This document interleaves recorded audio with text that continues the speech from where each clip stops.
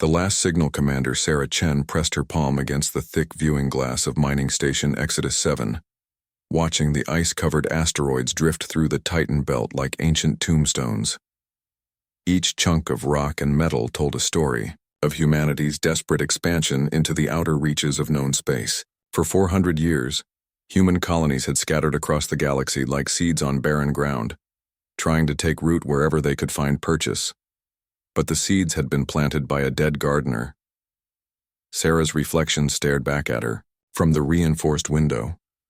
At 35, she had spent her entire adult life managing this remote mining operation, keeping her crew of 200 souls alive on processed air and recycled water.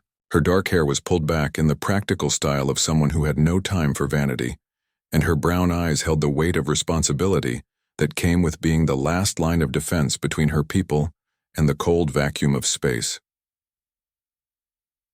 The mining station itself was a testament to human stubbornness.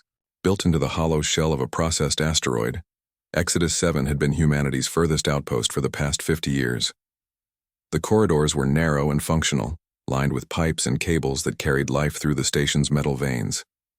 Everything was built to last and built to be repaired, because out here there was no one coming to help if something went wrong. Dr. Marcus Webb approached from behind, his footsteps echoing in the observation deck. At 62, he was the oldest person on the station and the only one who remembered stories his grandfather had told about Earth. Marcus had devoted his life to studying the remnants of ancient human civilization, searching through the archaeological remains of dead colonies for clues about what had happened to humanity's birth world. "Another quiet day in paradise," Marcus said, settling into the chair beside Sarah. His weathered hands carried the permanent stains of someone who spent their time digging through the ruins of the past. "Quiet is good," Sarah replied. "Quiet means the Kythera haven't found us yet." The Kythera Empire had been slowly claiming abandoned human territories for the past century. The insectoid aliens moved like locusts through space, consuming resources and enslaving any remaining human populations they encountered. Their ships were organic-looking things that pulsed with bioluminescent patterns, and their warriors stood 8 feet tall with forearms and mandibles that could snap a human spine. To the Kythera, humans were nothing more than an extinct species that had left behind useful infrastructure and mining equipment. They had no idea that scattered colonies like Exodus 7 still existed, hidden in the dark corners of space where even their sensors couldn't reach. Luna Rodriguez burst into the observation deck, her engineer's jumpsuit stained with hydraulic fluid, and her wild curly hair escaping from its protective covering.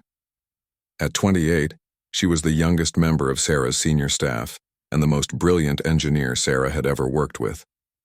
Luna could make the station's ancient systems perform miracles with nothing but spare parts and determination.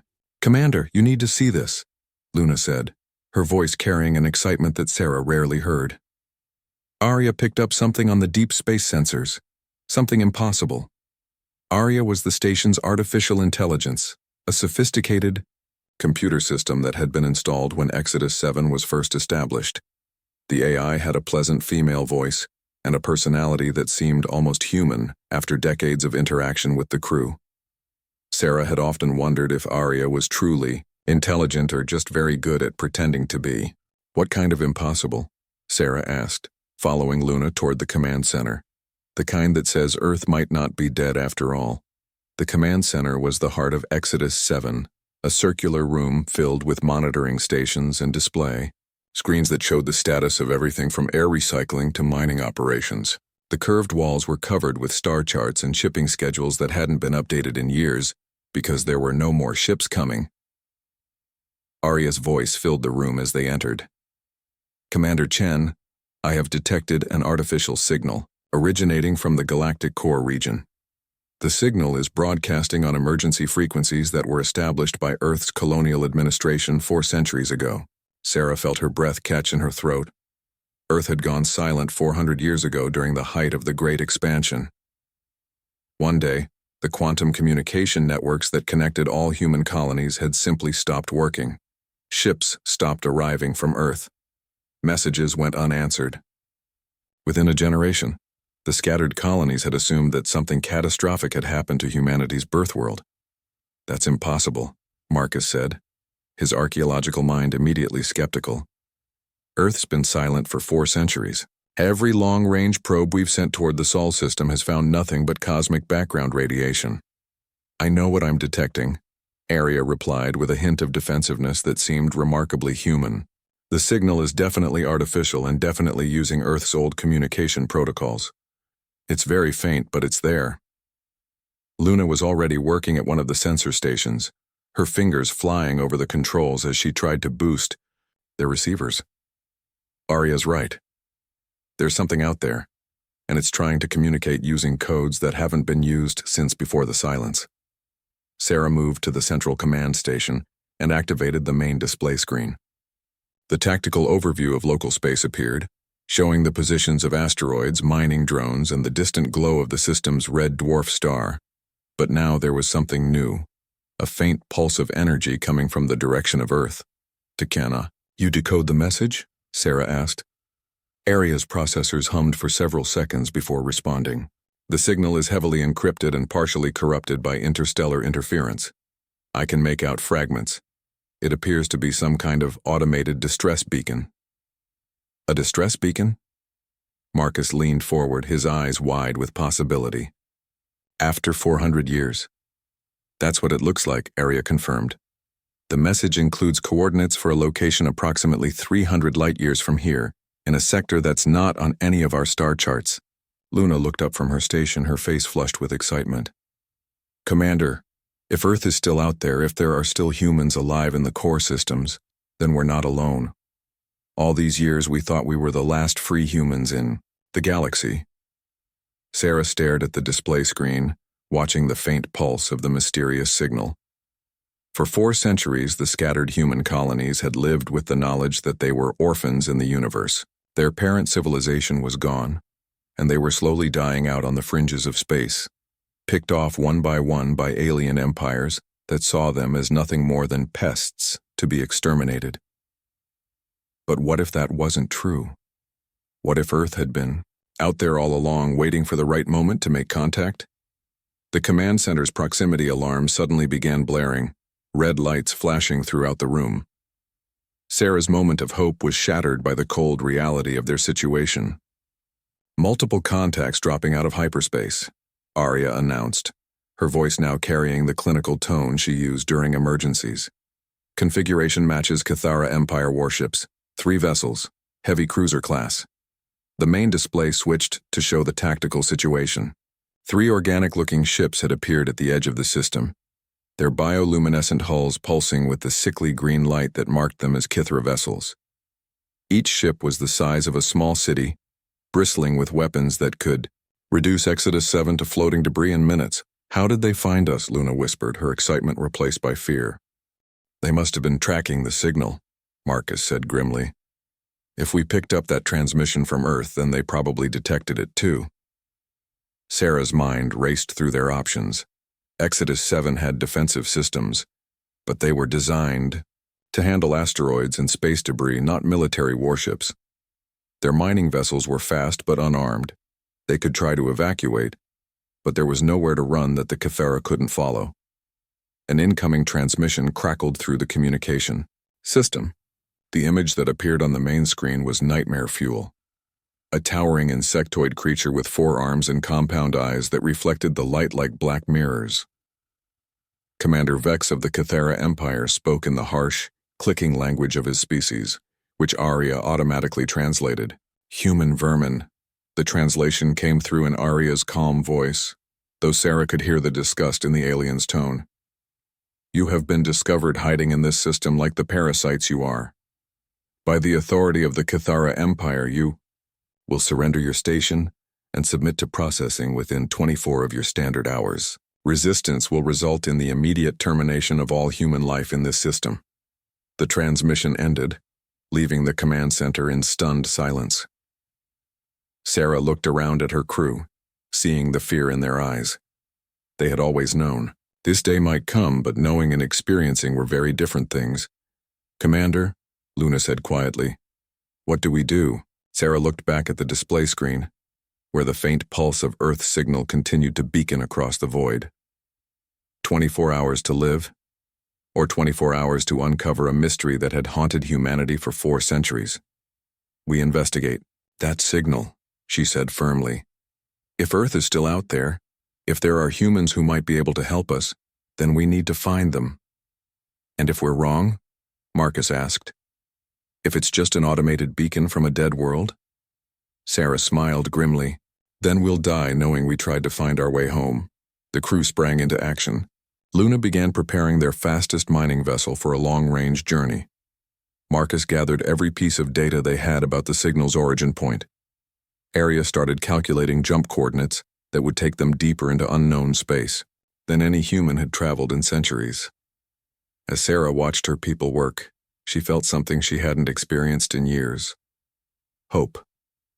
For the first time since the Kithara had started their campaign of extermination, humanity might have a chance to fight back.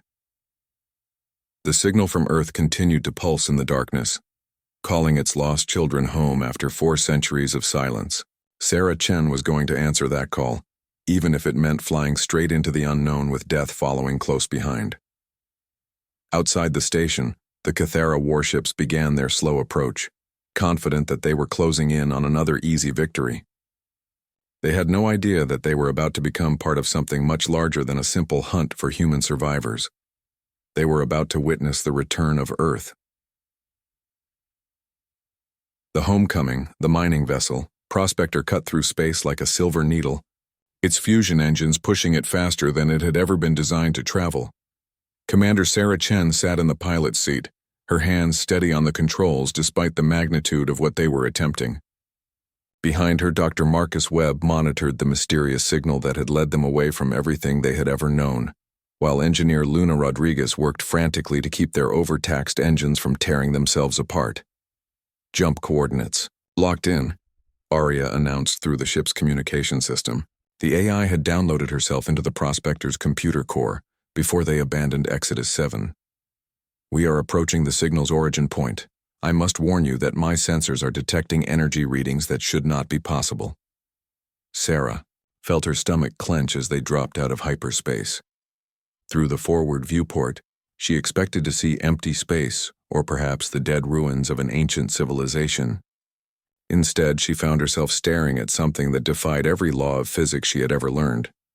Earth hung before them, but it was not the blue marble that humanity remembered from old photographs and stories. The planet was surrounded by rings of pure energy that spiraled outward like golden ribbons, creating patterns that seemed to dance and shift with purpose.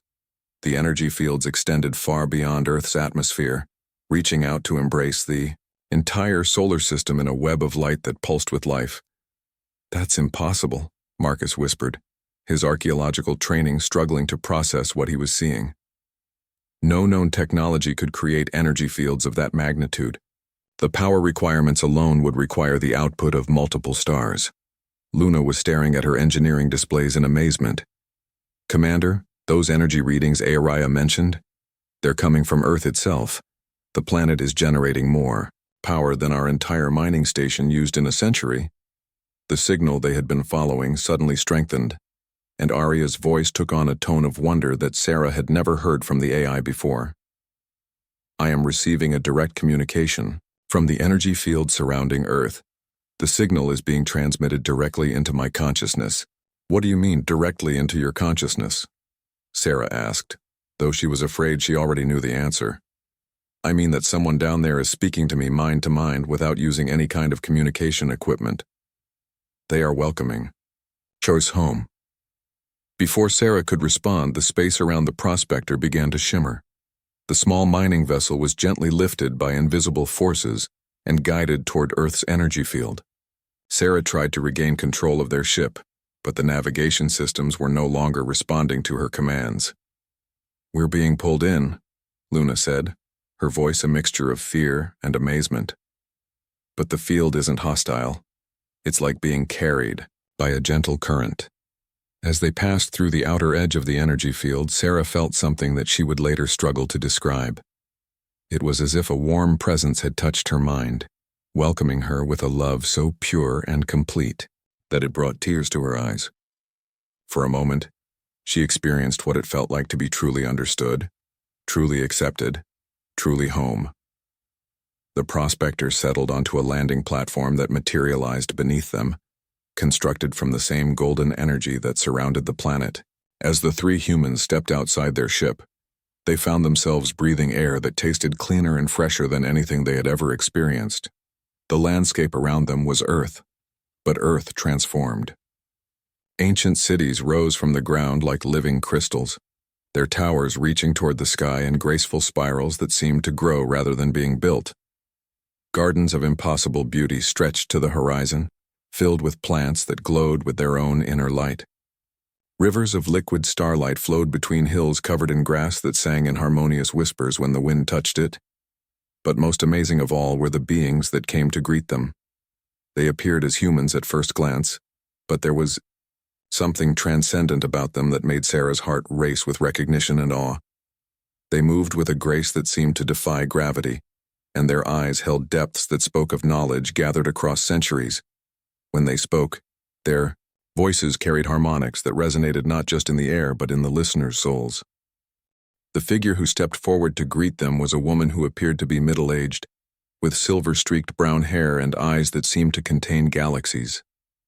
When she smiled, Sarah felt as if she was being embraced by the warmth of a mother she had never known. "Welcome home, my children," the woman said, and her voice carried the sound of all the love that had been waiting for them across 4 centuries of separation. "I am Elena Vasquez, though the names we once carried seem small now compared to what we have become. We have been waiting for you." Marcus stepped forward, his scientific mind struggling to process what he was experiencing. "Elena Vasquez? But that's impossible. You would have to be over 400 years old." Elena's smile deepened. "I am much older than that, dear Marcus. We all are. When Earth chose to undergo the Great Transformation, we discovered that consciousness itself is not bound by the limitations of flesh and time. We exist now as both human and something greater, bridging the gap between what we were and what we were always meant to become." Luna was scanning the air around them with a portable sensor device, her engineering mind trying to understand the technology that surrounded them. "Commander, these energy readings are off the charts. It's like the entire planet has become a single living machine. But the power source is unlike anything in our databases. That is because we no longer draw power from outside sources," Elena explained patiently. "We have learned to tap into the quantum field that underlies all reality. Consciousness and energy are one and the same at the deepest level of existence. When humanity reached the point where our minds could interface directly with that field, we transcended the need for traditional technology." Sarah found her voice, though it came out as barely more than a whisper. "What happened to Earth?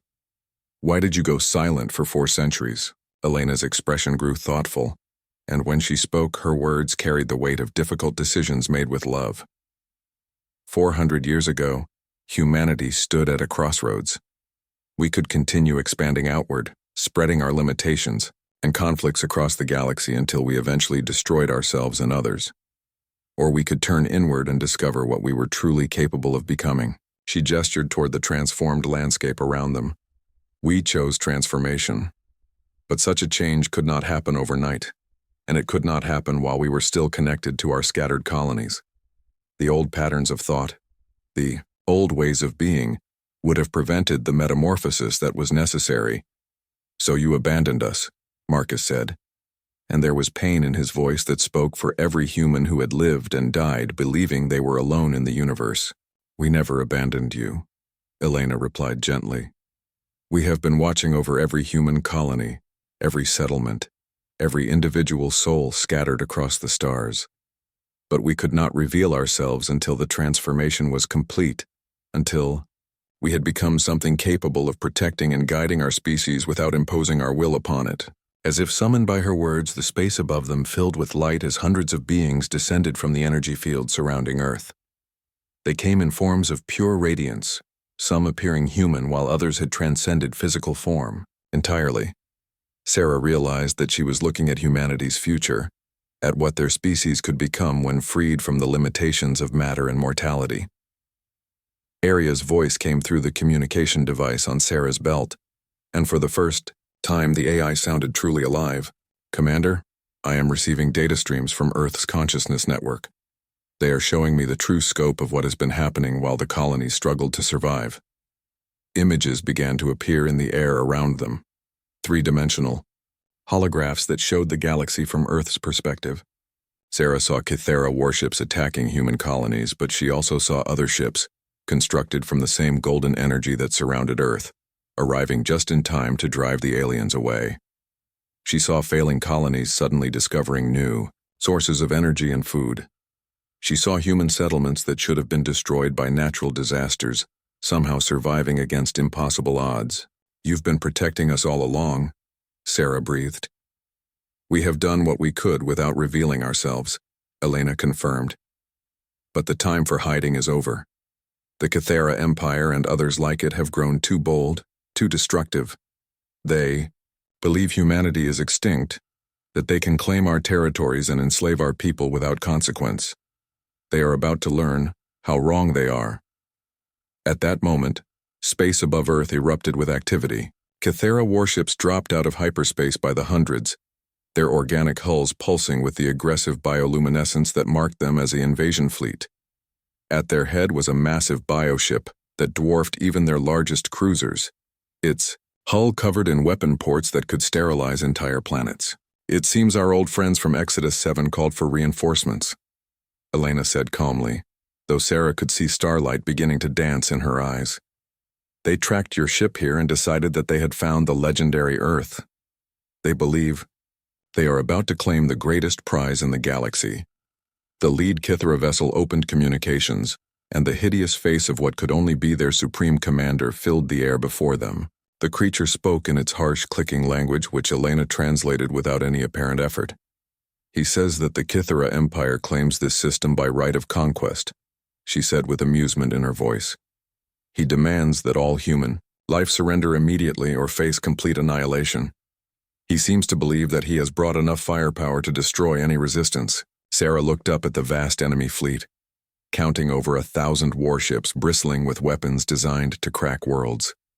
Even with Earth's transformed power, how could they possibly stand against such overwhelming force? Elena noticed her concern, and smiled with the confidence of someone who had moved beyond the old limitations of fear and doubt. "Watch, my dear child, and see what humanity has truly become." She raised her hand toward the Kythera fleet, and the golden energy field that surrounded Earth began to pulse with new intensity. But instead of attacking the alien ships, something far more profound happened. Reality itself began to change around the Kythera vessels. The laws of physics that governed their weapons and engines simply stopped working. Plasma cannons fired bolts that turned into flower petals. Fusion reactors that should have provided unlimited power instead began playing musical harmonies. Ship hulls designed to withstand planetary bombardment became as fragile as butterfly wings. The Kythera Supreme Commander's roars of rage and confusion echoed across space as his mighty fleet found itself completely helpless. Their weapons wouldn't fire, their engines wouldn't respond, and their communication systems could only broadcast poetry in languages they had never heard. "We do not seek to destroy you," Elena said, her voice somehow reaching every Kythera warrior across the entire fleet. "But neither will we allow you to continue your campaigns of conquest and slavery. Return to your homeworlds and tell your people that humanity has returned. Tell them that the age of preying upon the innocent is over."